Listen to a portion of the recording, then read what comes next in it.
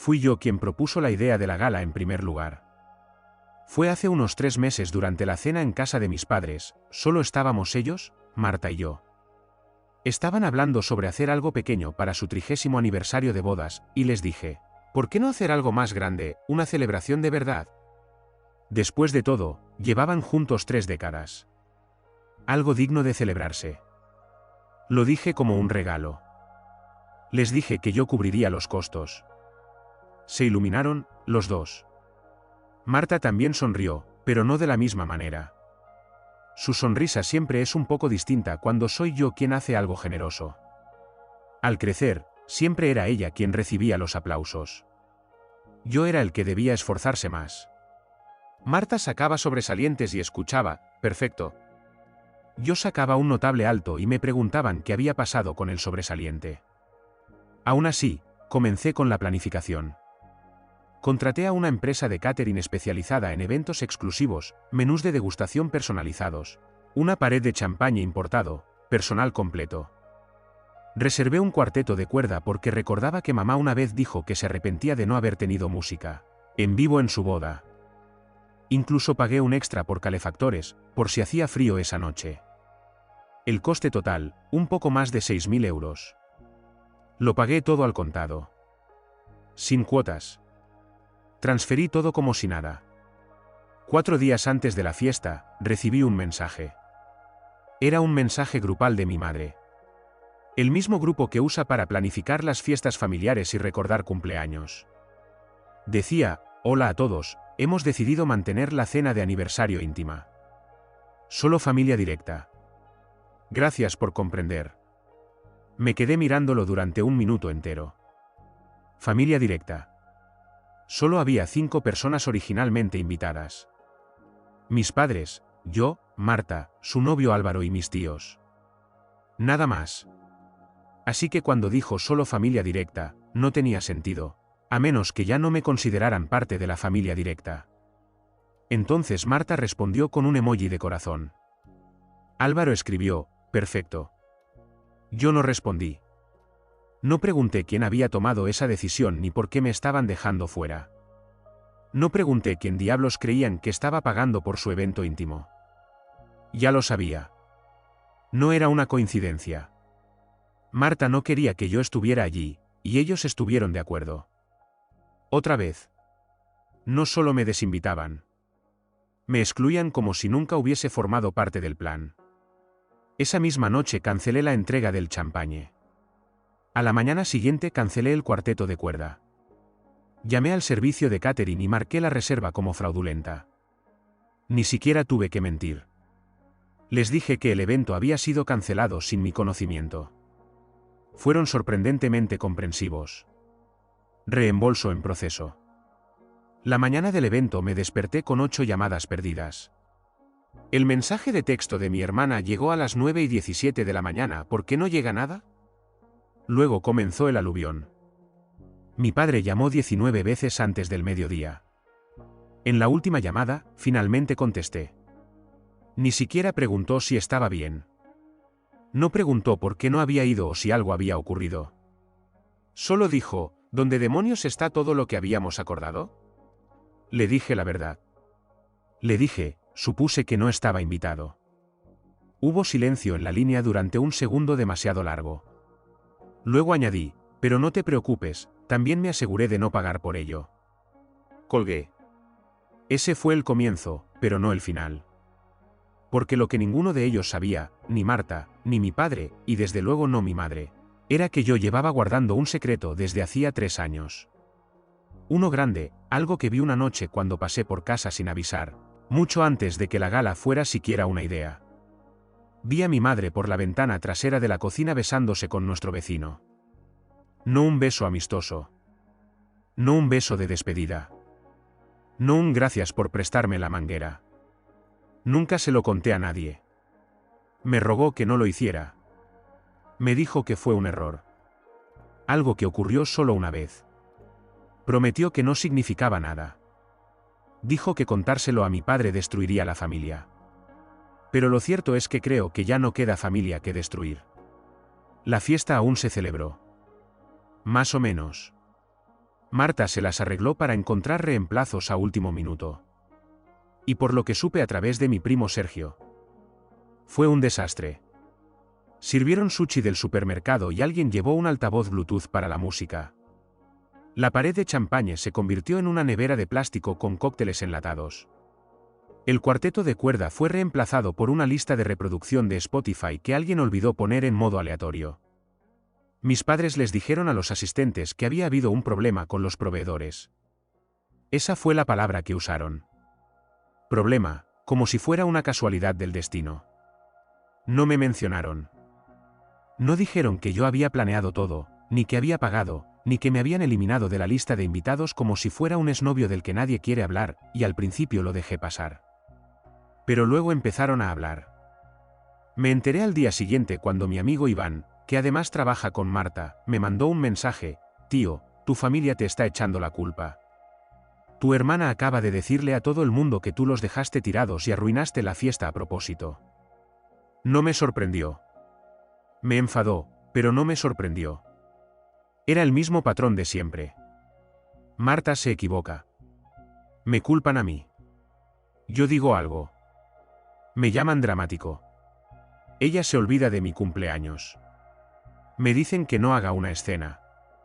Yo no voy a un evento al que no estaba invitado. De repente, soy un saboteador egoísta. Lo que más me enfadó fue lo rápido que se volvieron en mi contra.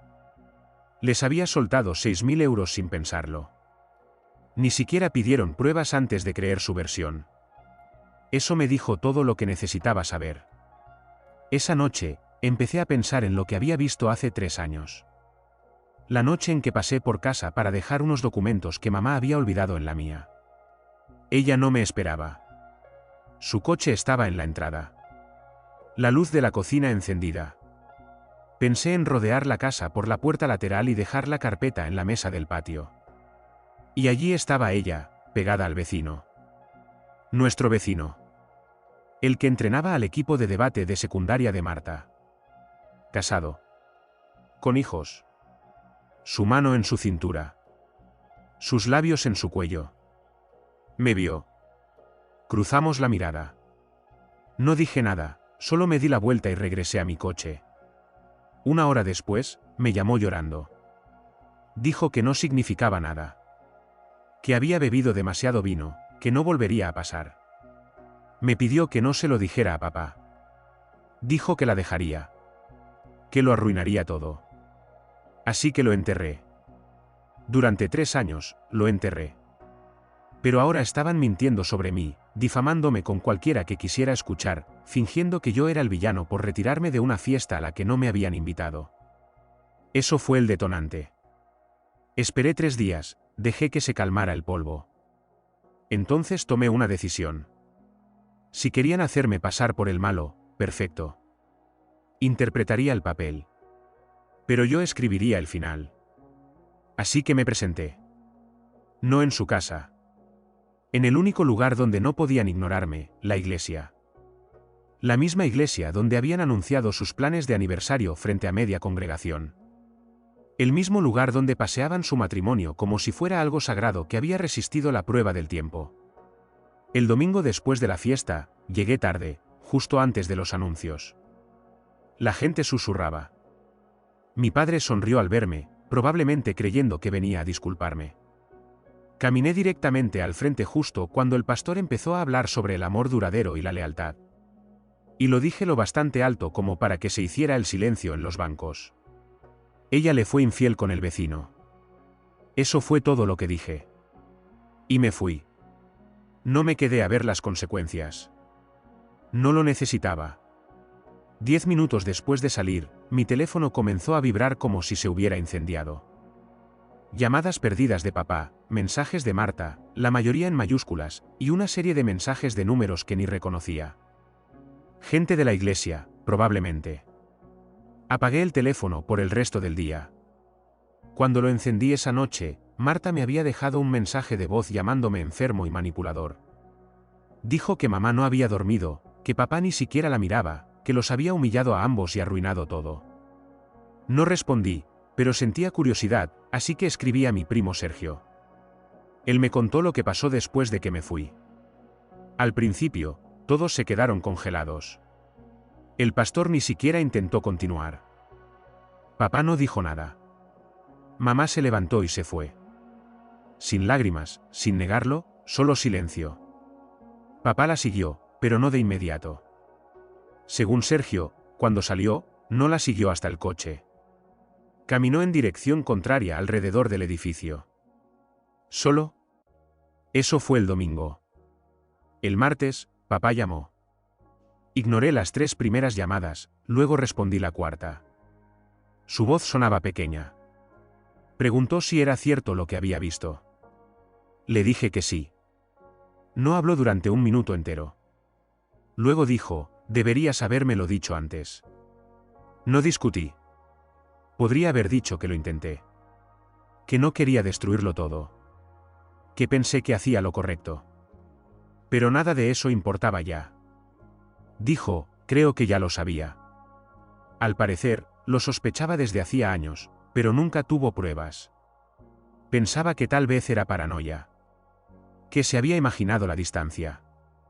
Pero ahora todo tenía sentido. Las excusas raras, las noches fuera, las discusiones exageradamente defensivas cuando él hacía preguntas inofensivas. Me dio las gracias. No me lo esperaba. No después de todo. No después de haber sido tratado como un plan de respaldo la mayor parte de mi vida. Me dijo que se iba. Que ya había hecho la maleta y se estaba quedando en un hotel cerca de la oficina. Me preguntó si me reuniría con él para cenar más adelante esa semana. Solo nosotros dos. Acepté. Al día siguiente, recibí un correo de mi madre. Asunto, ha sido demasiado lejos. Sin saludo, sin puntuación, solo un bloque de texto sobre cómo la había traicionado, cómo me había puesto del lado de la destrucción, cómo le había costado todo. Todo lo que ella había construido, dijo que me arrepentiría. Dijo que si creía que vería un solo centavo de su herencia, estaba delirando. Lo leí 2 veces y luego lo borré. No respondí. En la cena del viernes, mi padre se veía diferente. No feliz, no exactamente libre, pero más claro, como alguien que había estado demasiado tiempo bajo el agua y por fin salía a la superficie. Me pidió perdón. Dijo que deseaba haber hecho más por mí mientras crecía. Que dejó pasar demasiadas cosas cuando se trataba de Marta y mamá. Que me permitió convertirme en el que arreglaba todo porque nadie más daba un paso al frente. Luego me preguntó si estaría dispuesto a seguir involucrado para ayudarlo a hacer la transición a lo que viniera después. Abogados, papeleo, la casa. Le dije que sí. Y por primera vez, no se sintió como si me estuvieran usando. Se sintió como si, tal vez, por fin, me estuvieran viendo. Papá y yo caímos en un ritmo extraño después de la caída. Reuniones semanales, cenas tranquilas, repasando la lista de tareas del divorcio como si fuera una más. Se quedó en un piso amueblado cerca del río. Nada lujoso, con lo mínimo de muebles. Dijo que le gustaba el silencio. Era la primera vez en años que podía escuchar sus propios pensamientos. Mientras tanto, mamá desapareció de mi vida. Sin llamadas, sin mensajes, ni siquiera una notificación legal reenviada. Todo llegaba a través de los abogados. Supuse que estaba demasiado ocupada moldeando la historia a su gusto. Sergio me dijo que ella lo llamaba una campaña de difamación y culpaba al hijo desagradecido que siempre había querido atención. No me molesté en corregirla. Ella había tomado sus decisiones. Entonces llegó la carta. Sin remitente, solo mi nombre escrito con letra temblorosa y desigual. Casi la tiré, pensando que era publicidad o alguna nota de simpatía atrasada. La abrí por costumbre. No era de ella. Era de él. El señor Villa, el vecino, el que vi aquella noche a través de la ventana de la cocina, pegado a mi madre como un hombre que no temía ser descubierto. La carta era corta, solo una página. Decía que sabía que los había visto, que siempre se preguntó qué haría yo con eso. Que lamentaba cómo ocurrió. Pero que el corazón no es leal a la lógica, sus palabras. Luego vino la última parte, una frase que no encajaba. Solo desearía que hubieras visto la segunda vez, eso te lo habría dicho todo.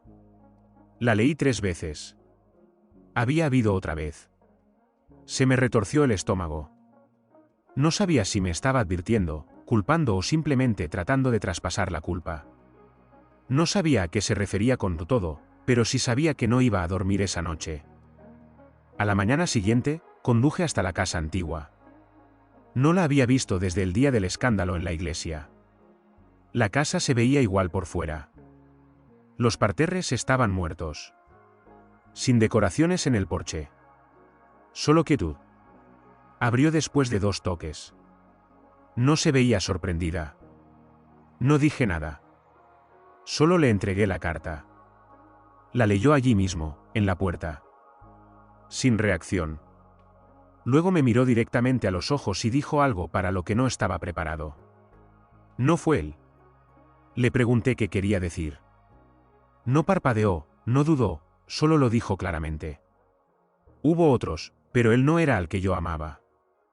Sentí que algo se me desplazaba en el pecho. No había sido solo una aventura. Ni siquiera solo una infidelidad. Era peor. Era deliberado, frío. Y en ese momento, me di cuenta de que no sentía vergüenza. Ni siquiera lo negó. Quería que lo supiera. ¿Crees que la verdad lo arregla todo?, dijo. No lo hace. A veces solo quema lo poco que queda. Me fui sin decir otra palabra. No le conté a papá sobre la carta ni sobre lo que ella dijo. ¿Para qué? La verdad ya había hecho lo suficiente. Él estaba reconstruyendo, aunque lentamente, y merecía esa paz. Pero el pasado aún no había terminado de filtrarse en el presente. 2 semanas después, apareció Marta. Estaba cenando solo cuando escuché el golpe. Abrí la puerta y allí estaba ella, con el maquillaje corrido, sosteniendo una bolsa de lona, el coche de Álvaro al ralentí detrás de ella. Ni siquiera pidió entrar. Solo se quedó allí y dijo, nos echó. Al parecer, mamá también se había vuelto contra ella. Les dijo que eran parte de la traición, que habían permitido que la emboscaran, que eran débiles y desleales y que ya no eran bienvenidos en su casa. La dejé entrar. Se sentó en mi sofá durante mucho tiempo antes de decirlo. Yo sabía sobre la primera aventura, no sobre las otras. Admitió que ayudó a encubrirlo. En aquel entonces, cuando los vi, mamá le dijo que probablemente yo me quedaría callado, pero por si acaso, Marta debía ser el escudo. Evitar que hablara, mantenerme cerca. Por eso no quería que estuviera en la gala. No porque me odiara, sino porque estaba aterrada de que finalmente dijera algo. Ahora todo se había derrumbado. Álvaro amenazaba con volver a casa de sus padres. Mamá había cancelado la tarjeta de crédito de Marta y le dijo que se buscara la vida. Y la única persona que quedaba con techo y la conciencia limpia era yo. Me miró con los ojos manchados y preguntó en voz baja, ¿puedo quedarme esta noche? La miré durante un momento. Luego le dije algo que no le había dicho en años. Aún no lo sé. Marta se quedó esa noche. No habló mucho, simplemente fue directo al cuarto de invitados, cerró la puerta y la aseguró con llave. La escuché llorar una vez, alrededor de la medianoche, a través de la pared delgada, pero no fui a verla. No sabía qué decir. Ella lo sabía. Ella eligió bando. Tal vez ahora se arrepentía, pero el daño ya estaba hecho. A la mañana siguiente, estaba en la cocina haciendo café como cuando éramos niños. Trató de hablar, dijo que quería explicar más sobre lo que mamá le había contado, sobre cómo pensaba que estaba haciendo lo correcto. Solo le dije, la escogiste a ella. Cada vez. Ella no discutió. Esa semana, el silencio de mamá se convirtió en estrategia. Ella presentó primero. Los abogados enviaron documentos que dejaban claro que iba por todo. La casa, las cuentas de retiro, la propiedad del lago que nos dejaron mis abuelos. Incluso intentó reclamar parte del dinero que yo había transferido para el aniversario. Afirmó que era un regalo para el patrimonio familiar. Papá no parpadeó.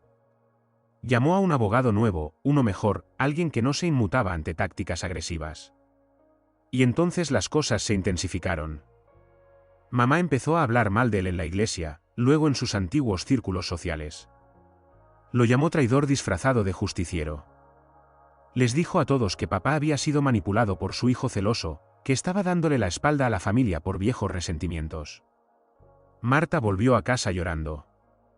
2 días después, alguien en su gimnasio le preguntó si era cierto que yo había chantajeado a mi propia madre.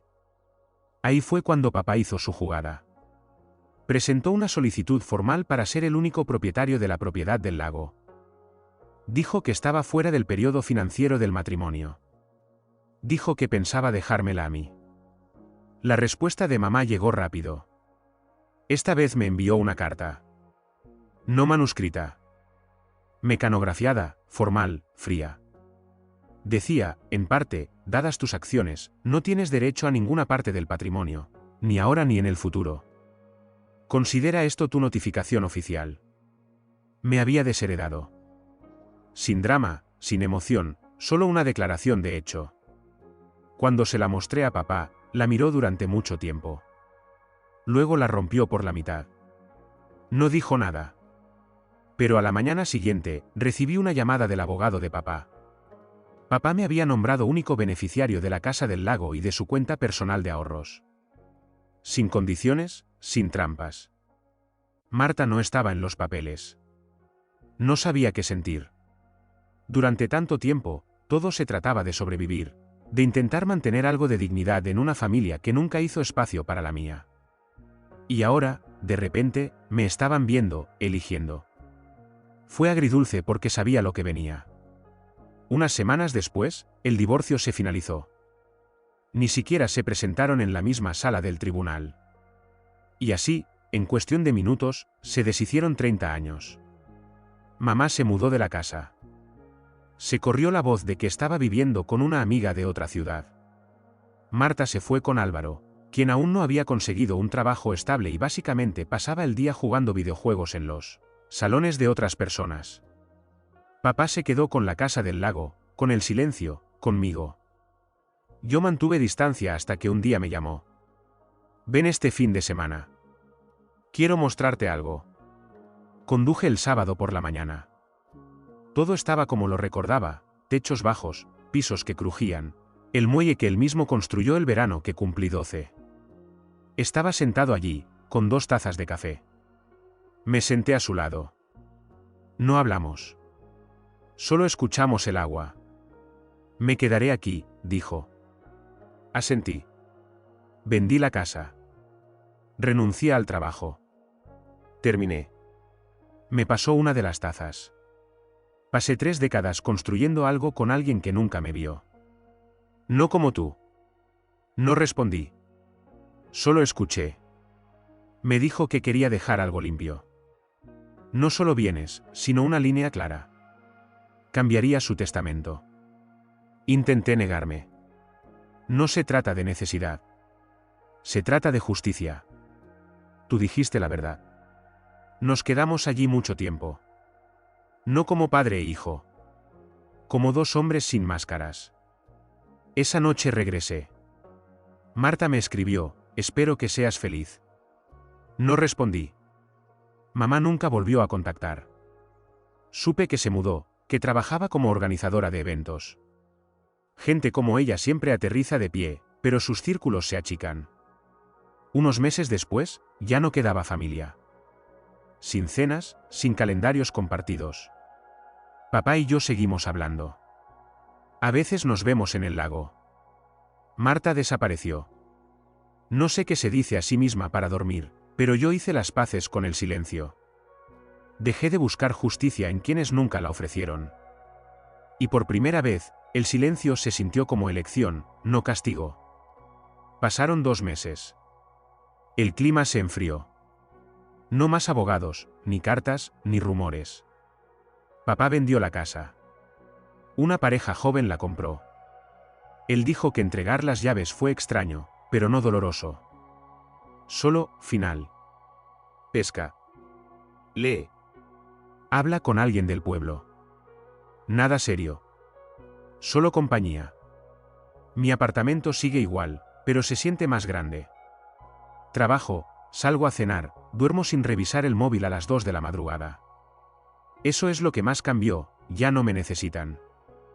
O me usan. Marta rompió con Álvaro. Vive con una amiga. No hablamos. No la odio. Solo no quiero volver a empezar desde cero. No he sabido nada de mamá. Ninguna disculpa. Ninguna escena final. Solo vacío. Pero sí hubo una sorpresa. La mujer del catering de la gala me escribió. Me agradeció. Cancelar a tiempo les salvó un fin de semana complicado. Me ofreció un crédito. Le respondí que no tenía nada que celebrar. Me contestó. Tal vez aún no. Pero los que se alejan de la tormenta suelen encontrar algo que celebrar. Se me quedó grabado. Y así estoy. Sin drama. Solo vida. Al fin, Mía. A veces conduzco al lago. Me siento en el muelle. Papá siempre tiene una taza lista para mí. Astillada, como la de antes. La veo y pienso en cuanto hemos recorrido. Ya no busco un cierre. Solo vivo. ¿Y eso? Por fin, es suficiente.